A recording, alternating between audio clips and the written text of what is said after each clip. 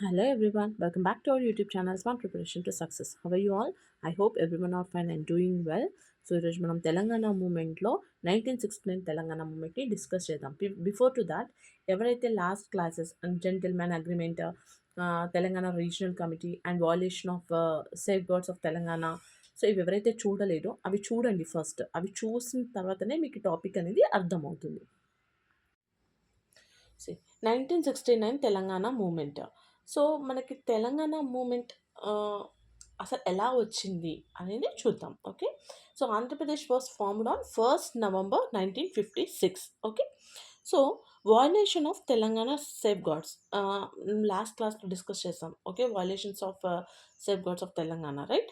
So gentlemen agreement మనకి Andhra Pradesh form అయ్యేటప్పుడు they have signed on gentlemen agreement, gentlemen bond with 14 పాయింట్స్తో మనం sign చేయడం జరిగింది ఆంధ్రప్రదేశ్ ఫామ్ అవ్వకముందు.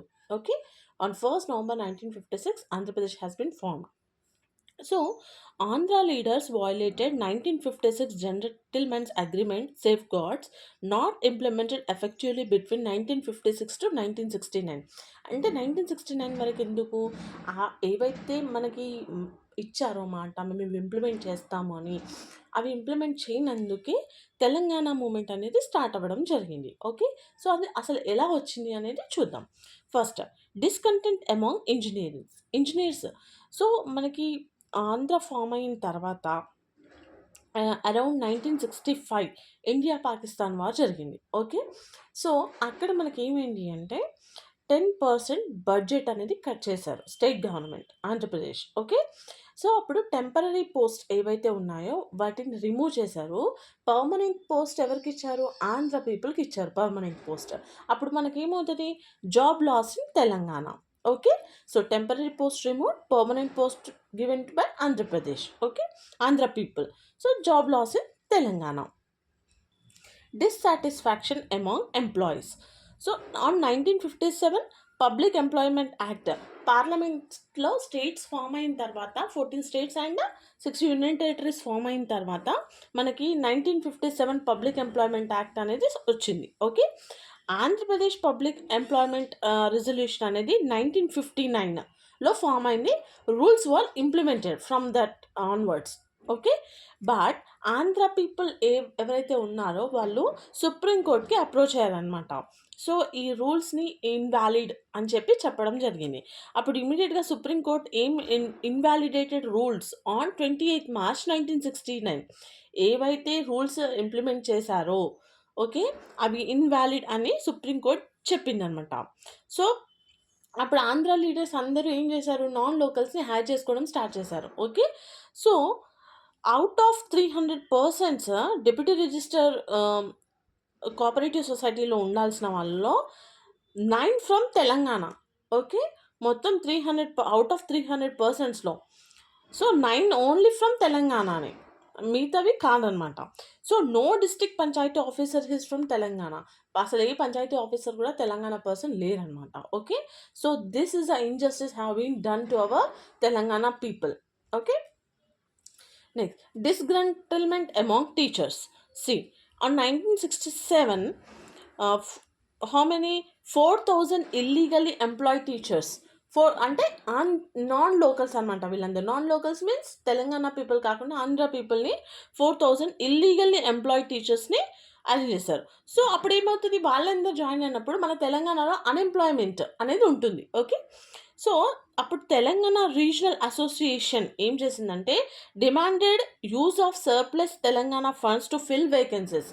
ఏవైతే వేకెన్సీస్ ఉన్నాయో ఇంకా మా ఫండ్స్ సర్ప్లస్ ఏవైతే ఉన్నాయో ఆ ఫండ్స్తో టీచర్ రిక్రూట్మెంట్స్ అనేవి చెయ్యండి అని చెప్పి తెలంగాణ రీజనల్ అసోసియేషన్ డిమాండ్ చేయడం జరిగిందనమాట. Okay, discontent among students. So 1967 fee hike అంటే ఓయూలో ఫీజు అనేది హైక్ చేశారనమాట. సో దానికోసం స్టూడెంట్స్ అందరూ ప్రొటెస్ట్ స్టార్ట్ చేశారు ఫీజు హైక్ చేసినందుకు. So the conflict between Osmania university vice chancellor DS Reddy and the CM Kasu Brahmananda Reddy, వీళ్ళిద్దరి మధ్యన కాన్ఫ్లిక్ట్ వచ్చింది. ఓకే, ఇదేంటి? ఓన్లీ జస్ట్ ఫీజ్ హైక్ చేసినందుకు. ఓకే, అంతే. ఓకే. బట్ ఇక్కడ కాన్‌ఫ్లిక్ట్ ఎవరెవరి మధ్యలో జరిగింది? వైస్ ఛాన్సలర్ అండ్ సీఎం మధ్యలో జరిగింది. ఓకే. సో, వాళ్ళు స్టూడెంట్స్ ఏమంటున్నారంటే, మేము సాల్వ్ చేసుకుంటామని వాళ్ళు చెప్తున్నారు. But unnecessarily the CM Kasu Brahmananda Reddy interfere అయ్యి ఏం చేశాడంటే, ఈ changed the vice chancellor tenure from 5 years to 3 ఇయర్స్‌కి చేంజ్ చేశాడు. 5 ఇయర్స్ ఉండాల్సిన అతని టెన్యూర్ అనేది 3 ఇయర్స్‌కి చేంజ్ చేశాడు. అయితే స్టూడెంట్స్ ఏమన్నారంటే, అన్నెసెసరీలీ మీరు ఎంటర్ అవుతున్నారు. Okay. We will solve the problem. So, అతను ఏం చేశాడు, మళ్ళీ చేంజ్ చేయకుండా replaced the vice chancellor with Pinnamaneni Narasimha Rao. Okay. DS రెడ్డిని రీప్లేస్ చేశాడనమాట పిన్నమనేని నరసింహారావుతో. సో, స్టూడెంట్స్ స్టార్ట్ చేశారు మళ్ళీ protest against CM Kasu Brahmananda Reddy పైన. సో, అప్పుడు ఏం జరిగిందంటే మళ్ళీ Jaipal Reddy students leader went on strike అనమాట చేంజ్ చేసినందుకు. మీరెందుకు చేంజ్ చేశారు వైస్ ఛాన్సలర్‌ని అని చెప్పి స్టార్ట్ చేశారు. ఓకే. అగైన్ మళ్ళీ డిఎస్ రెడ్డినే వైస్ ఛాన్సలర్‌గా మళ్ళీ రీప్లేస్ చేయడం జరిగింది. సో, ఇక్కడ Venkat Reddy and Mallikarjun both of the student leaders అనమాట. వీళ్ళతో కలిపి Kasu Brahmananda Reddy started separate Telangana protest. Okay. Telangana movement అనేది వీళ్ళిద్దరితో కలిపి స్టార్ట్ చేయడం జరిగింది.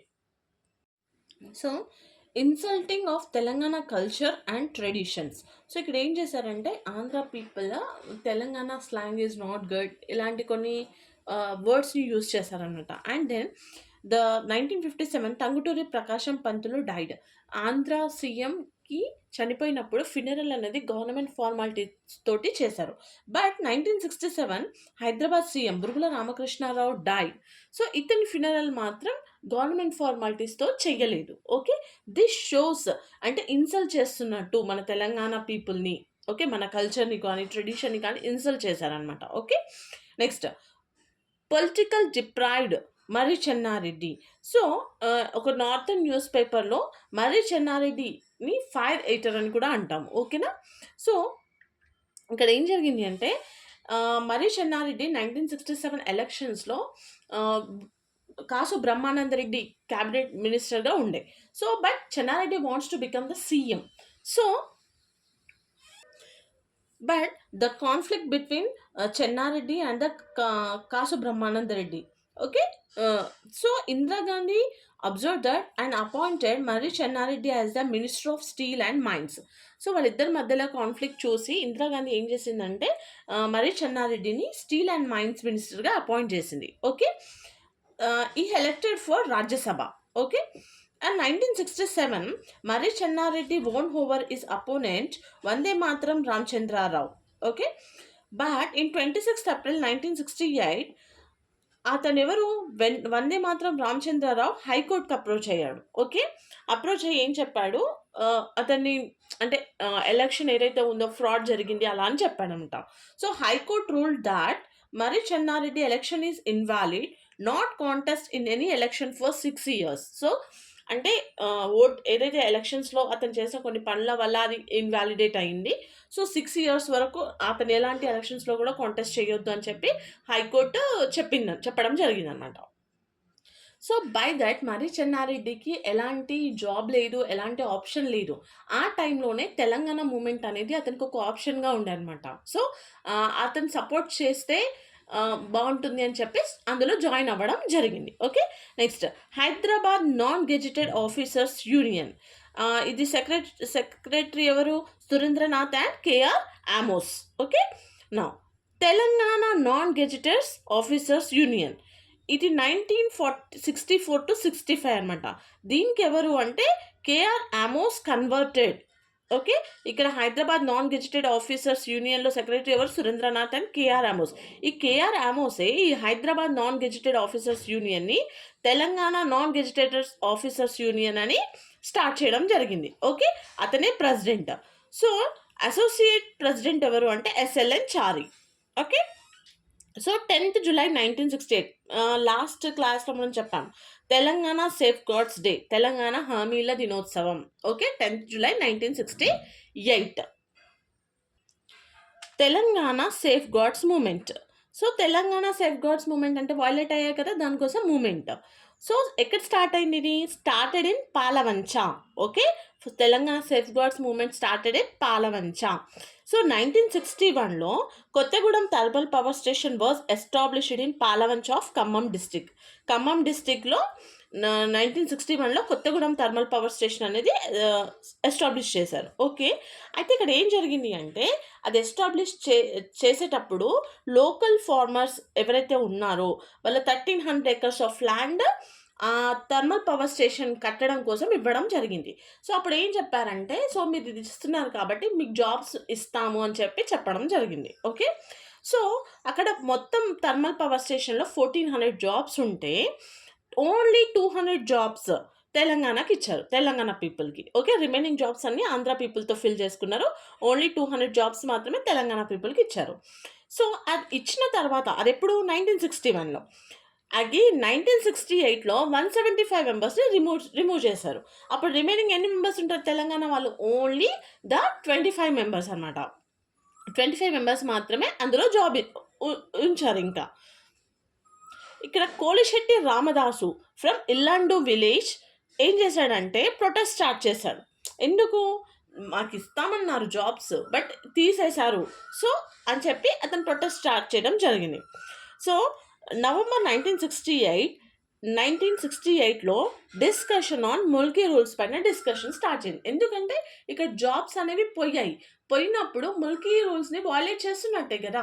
సో ఎవరైతే నేటివ్స్ ఉన్నారో వాళ్ళకి ఇవ్వాలి జాబ్స్, కానీ ఇవ్వలేదు, ఆంధ్ర పీపుల్ని రిక్రూట్ చేసుకున్నారనమాట. ఓకే, సో ఇక్కడ ఏమైంది అంటే ఇప్పుడు ఈ కొలిశెట్టి రామదాసు ఈ పర్సన్ ఎవరైతే ఉన్నారో కోర్టుకి అప్రోచ్ అయ్యారు. అయిన తర్వాత ఏంటి అంటే మా ప్లేస్లో వాళ్ళని తీసుకున్నారు, వాళ్ళని బ్యాక్ పంపించేసేయండి అని చెప్పడం జరిగింది. ఓకే, నెక్స్ట్ ఇక్కడ ఏంటంటే గొత్తు లచ్చన్న ఎవరైతే ఉన్నారో ఏం సజెస్ట్ చేశాడంటే to create super న్యూమరీ post in Andhra reason.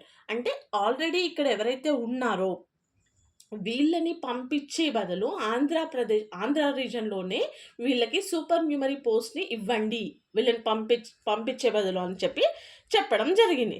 So దానికి ఎంటి రాజు ఏదైతే ప్రపోజల్ ఒకటి తీసుకొచ్చారో దాన్ని అపోజ్ చేశాడనమాట. అలా ఎలా ఇస్తాము అని చెప్పడం జరిగింది. Okay, so at that point of time అప్పుడు సీఎం ఎవరున్నారు? కాసు బ్రహ్మానందరెడ్డి ఉన్నాడనమాట. అతను కూడా స్టెప్పింగ్ తీసుకున్నాడు, అలా ఇవ్వకూడదు అని అంటే వాళ్ళ పర్సన్స్ తెలంగాణలోనే జాబ్ చేయాలి, అక్కడ పర్సన్స్ వాళ్ళ దాంట్లో వేస్తే మరి తెలంగాణ పీపుల్ ఎక్కడికి వెళ్ళాలి? అది కరెక్టే కదా, ఇంజస్టిస్ చేస్తున్నట్టే కదా మనకి. సో అది next pioneers of 1969 movement. So 1969 మూమెంట్కి అసలు స్టెప్ స్టోన్ ఏంది అనేది. సో ఇక్కడ VL Narasimha Rao president of Palvancha TNGO Telangana non gazetted officers union అనమాట president. Next Kolishetti Ramadasu president of Yellandu. K Ramasudhakar Raju teachers union leader. We 3 persons main అనమాట మూమెంట్కి. మూమెంట్లో మెయిన్ రోల్ వీళ్ళు 3 మెంబర్స్ది. ఓకేనా, మనకు గుర్తుపెట్టుకోవాలి, నేమ్స్ చాలా చాలా ఇంపార్టెంట్. మనకు నేమ్స్ అండ్ డేట్స్ ఇవి అడుగుతారు. ఓకే, హామీల దినం ఎప్పుడు అనేది. Okay, separate Telangana slogan. So on 30 December 1968 Kothagudem ZP స్కూల్లో ఫంక్షన్ జరిగింది. సో అక్కడ legislative council leader Pidathala Rangareddy and Chokka Rao has protested అనమాట. సో ఇంజస్టిస్ జరుగుతుంది తెలంగాణకి చెప్పడం జరిగింది. సో ఇక్కడ Chokka Rao who cannot safeguard Telangana rights from the past 12 years, how can they achieve separate Telangana? మనకి 12 years నుంచి ఏదైతే ఇంజస్టిస్ జరుగుతుందో ఇది చూసుకొని మనం సపరేట్ తెలంగాణ అనేది ఎలా అచీవ్ చేస్తాము ఓకే అని చెప్పడం జరిగింది. ఓకే, కొత్తగూడెం ప్రాజెక్ట్ ఎప్పుడు వచ్చింది? 30 ఏప్రిల్ 1968. ఇక్కడ ఏం జరిగింది కొత్తగూడెం ప్రాజెక్ట్లో? Remove non locals from local jobs in 3 months. So non locals ఎవరైతే కొత్తగూడెం ఉన్నారో ప్రాజెక్ట్లో వాళ్ళకి రిమూవ్ చేయాలి వితిన్ 3 monthsలో అని. So vacant post to be filled by Telangana locals. Like in case vacant ఉన్న పోస్టులు కూడా తెలంగాణ పీపుల్తోనే రిక్రూట్ చేయాలి, లేదంటే ఖాళీగా ఉంచండి అని చెప్పడం జరిగింది. ఓకే, నెక్స్ట్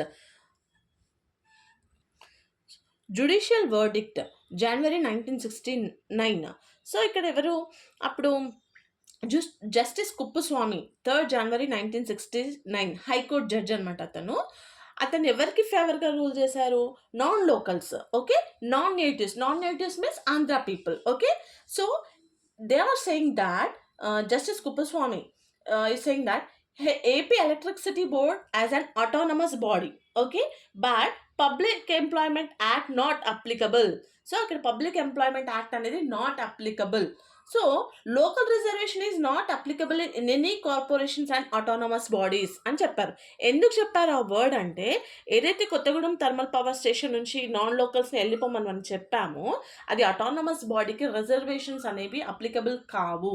సో ఎందుకు పంపిస్తున్నారు అని చెప్పి అతను క్వశ్చన్ చేశాడు అనమాట. Local reservation is not applicable in any corporations and autonomous bodies. Okay. So ఆ పాయింట్ పైన labour union leader led by P.V. Giri started strikes. Okay. Daily wage leader Krishna began hunger strike on January 10th, 1969 at Palavancha. So ఆ దానిపైన ఆ verdict పైన moment అనేది start అవ్వడం జరిగింది. ఎందుకంటే మనకు చాలా ఇంజస్టిస్ జరిగాయి జాబ్స్లో కానీ ప్రతి దాంట్లో కూడా ఇంజస్టిస్ జరుగుతుంది. So we need separate Telangana అని చెప్పేసి మూమెంట్ అనేది స్టార్ట్ చేయడం జరిగింది. Okay. So this is about the 1969 Telangana movement. And ఏవైతే ఇంకా ఇంపార్టెంట్ డేట్స్ ఏవైతే ఉన్నాయో we will discuss. Okay. So the beginning and the progress of the movement అనమాట. సో డేట్స్ వైజ్ ఏ డేట్ రోజు ఏమేమి జరిగాయి అనేది మనం ఈచ్ అండ్ ఎవ్రీ పాయింట్ కూడా డిస్కస్ చేసుకున్నాము. సో ఐ హోప్ మీ అందరికీ వీడియో హెల్ప్ అవుతుందని అనుకుంటున్నాను. For further more videos please like, share and subscribe my channel. Thank you.